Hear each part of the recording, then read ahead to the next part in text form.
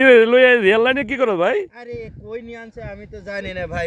এখানে বড় বড় পাথর, ছোট ছোট পাথর, পাথরের মধ্যে দেখি রড, আচ্ছা তার মধ্যে দেখি বড় বড় লোহা। এ কোন জায়গায় নিয়ে আনছে আমি তো চিনতে পারছি না। এখন যে বাসায় কিভাবে যাবো তাও তো আমি ভাই বলতে পারছি না। আচ্ছা কমনে দিয়ে নিয়ে আনছে তাও আমি জানি না। আচ্ছা আচ্ছা এই মাঠের মধ্যে দেখি লোহা ফেলে দিয়েছে, বড় বড় লোহা। কেউ চোরাও চুরি করে না এদেশে। এদেশে কোনো চোর কেউ নাই না।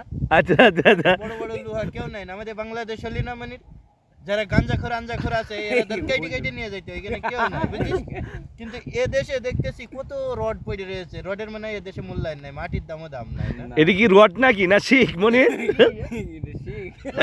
ভাই তোরা তোমার কাছে এই শিখের রোডে ট্রেন যাই মিয়া এই কি ট্রেনের লাইন, ট্রেনের রাস্তায় আরাম। রুয়া ফালাই থুবে বেড়াইতে জড়ানে সুর নাই কইছে গাড়া এই সকালবেলা 3টা সুর হইছে আমরা এই প্রথম দেখলাম ভাই রেল লাইনে আরাম হয়। রেল লাইন তেলে আরাম হয়।